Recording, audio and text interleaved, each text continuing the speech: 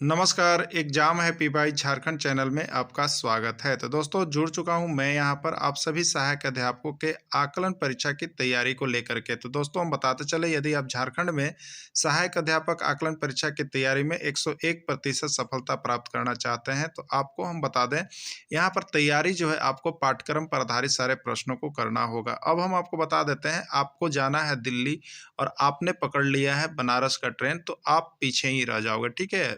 आगे नहीं जा पाओगे। तो उसी तरह से आप लोग क्या कर रहे हैं कि पाठ्यक्रम पर आधारित एनसीईआरटी टेक्स्ट बुक के प्रश्नों को तो पढ़ ही नहीं रहे हैं और सिर्फ यहाँ पर बाजारू चीजें लेकर के पढ़ रहे हैं और सिर्फ दूसरे चैनल से जा करके एसएससी और जेएसएससी के क्वेश्चंस को आप देख रहे हैं। यहाँ से कुछ नहीं होने वाला है, आप जहाँ के तहाँ ही रह जाएंगे। आपको करना क्या है, तो आप अगर नहीं भी जुड़ते हैं किसी से तो आप सिर्फ टेक्स्ट बुक को पढ़िए। देखिए जैक ने स्पष्ट कह दिया है कि पाठ्यक्रम पर सारे आधारित प्रश्नों को ही पूछा जाएगा। अब इसके बाद भी बहुत से लोगों का कहना है कि पाठ्यक्रम का सिलेबस दिया है क्या, तो पाठ्यक्रम का सिलेबस है, जैक की किताब बनी हुई है, जैक ने ही किताब को दिया है।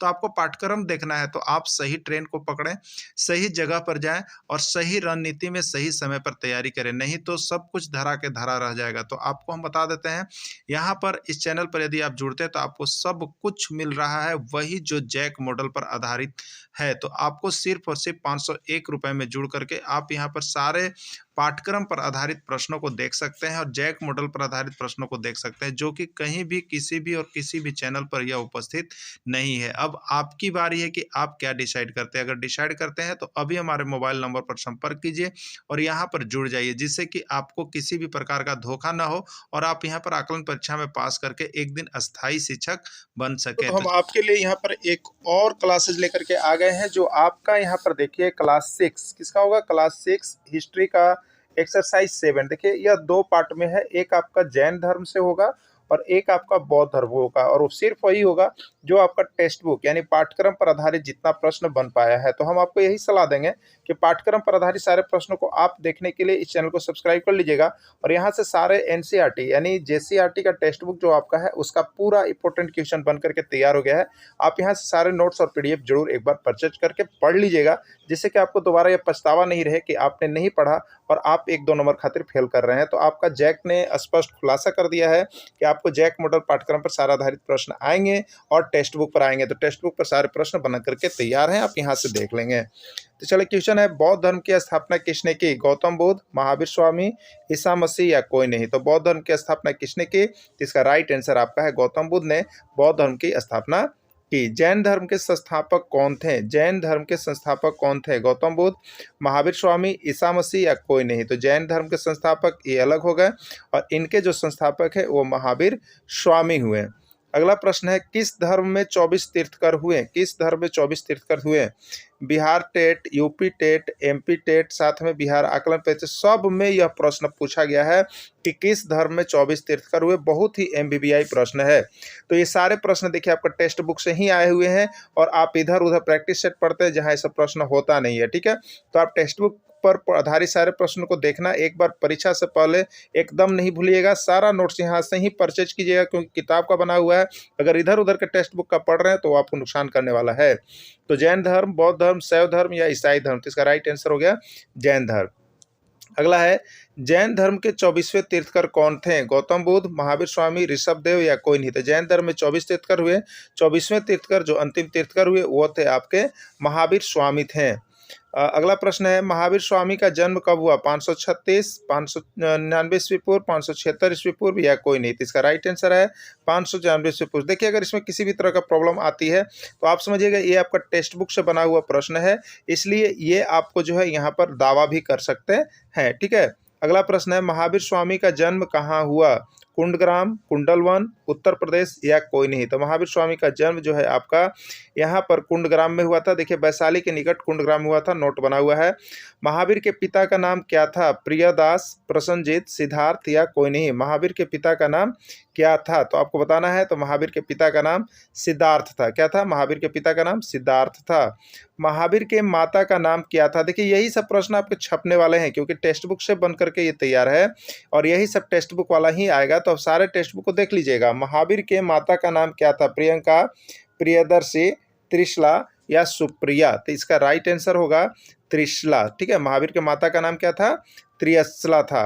अगला है, महावीर के बचपन का नाम क्या था? सिद्धार्थ, वर्धमान, बौद्ध या कोई नहीं। तो महावीर के बचपन का नाम जो हो जाएगा वो आपका हो जाएगा यहाँ पर वर्धमान, यानी इनको बोला जाता है वर्धमान महावीर के नाम से जाना जाता है। महावीर की पत्नी का नाम क्या था? त्रिशला, सुमित्रा, यशोदा या यशस्वी। तो देखिए महावीर की जो पत्नी थी उनका नाम था यशोदा। इसका राइट आंसर सी हो जाएगा, यशोदा।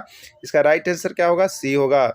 महावीर की पुत्री का नाम क्या था? त्रिशला, यशोदा, सुमित्रा या प्रियदर्शना क्या था? तो महावीर की जो पुत्री थी उसका नाम था अनोजा प्रियदर्शना। क्या था? अनोजा प्रियदर्शना। इसका राइट आंसर डी हो गया।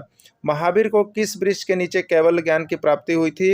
101 बार यह प्रश्न पूछा गया था कि महावीर को किस वृक्ष के नीचे कैवल्य ज्ञान की प्राप्ति हुई थी। तो देखिए यहाँ पर जो महावीर को जिस वृक्ष के नीचे ज्ञान प्राप्त हुआ था वो आपका था देखिए साल वृक्ष, यानी साल वृक्ष के नीचे जो है महावीर को कैवल्य ज्ञान की प्राप्ति हुई थी। महावीर को किस नदी के तट पर कैवल्य ज्ञान की प्राप्ति हुआ था? महावीर को किस नदी के तट पर कैवल्य ज्ञान प्राप्त हुआ था? शंख नदी, ऋजुपालका नदी, कोयल नदी या कोई नहीं। तो इसका राइट आंसर होगा महावीर को ऋजुपालका नदी के तट पर कैवल्य ज्ञान की प्राप्ति हुई थी।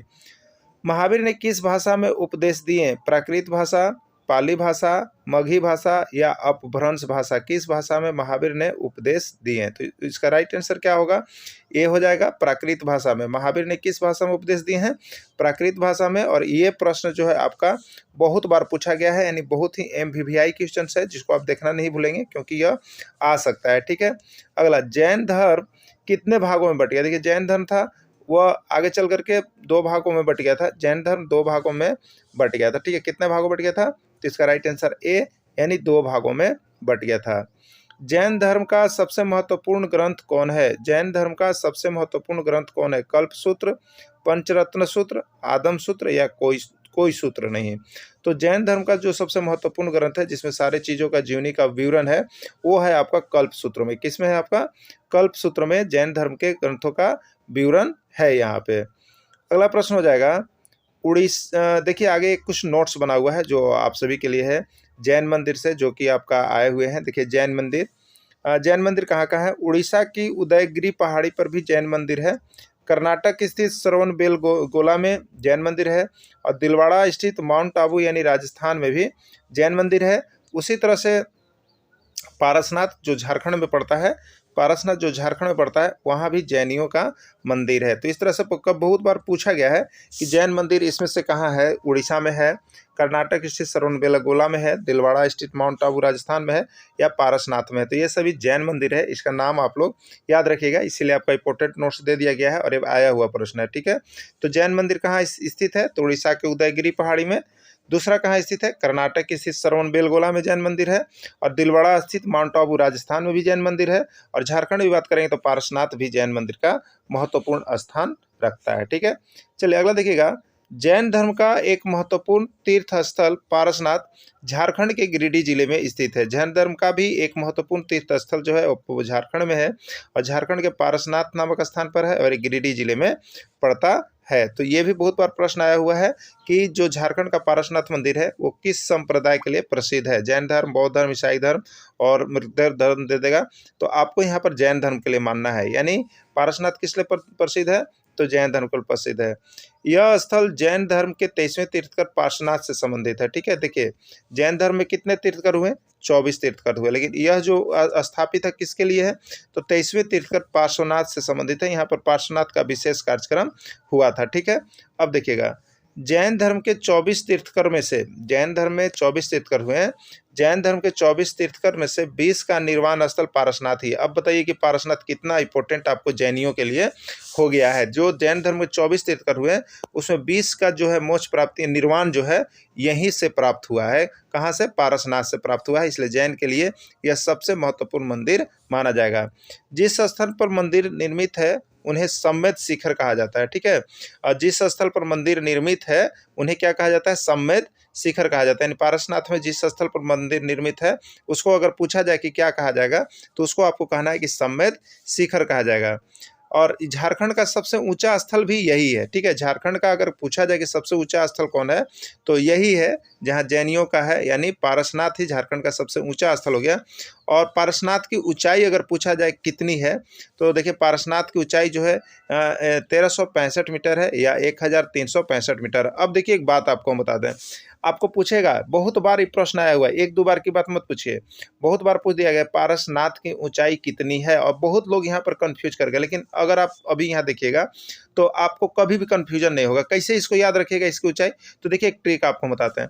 एक साल में कितना दिन होता है याद कीजिएगा, ये एक साल, एक लिखे हम ना, एक साल में कितना दिन होता है 365, तो 365 ये कितना बना 1365 बना कि नहीं, एक साल के लिए एक लिख लिए और कितने दिन 365 दिन होते हैं तो 365 हमने लिख लिया, यानी 1365 कितनी है समुद्र की ऊंचाई 1365 मीटर है। यही याद करने का तरीका है और ये 101 बार अब तक प्रश्न में आ गया है कि पारसनाथ की ऊंचाई कितनी है। तो अब आपको शायद याद हो गया होगा, एक वर्ष में 365 दिन, वही लिख दिया हम 1365, यानी 1365 मीटर इसकी ऊंचाई होती है मेरे प्यारे शिक्षक बंधु। तो इस तरह से देखिए आप यहाँ पर चाहे इतिहास हो, भूगोल हो, नागरिक हो, पर्यावरण, जो भी चीज़ पढ़ना चाह रहे हैं आपको टेक्स्ट बुक पर आधारित सारे प्रश्नों को यहाँ पर कवर अप करवाया जा रहा है, जो कि आपको झारखंड के टेक्स्ट बुक पर आधारित है और यहीं से 101% प्रश्न छपने वाला है, कहीं से भी नहीं छपेगा। अगर आप कहीं से भी पढ़ें तो कोई बात नहीं है, लेकिन यहाँ से भी एक बार जरूर नोट्स लेकर पढ़ लीजिएगा, नहीं तो जिंदगी में पछतावा रह जाएगा मेरे प्यारे से बंधु। तो अभी कभी आप लेकर के नोट्स को जरूर पढ़ लीजिए और देख लीजिए सारे नोट्स और पीडीएफ को। वीडियो को अंत तक जुड़े रहें, इसके लिए आप सभी को बहुत बहुत धन्यवाद।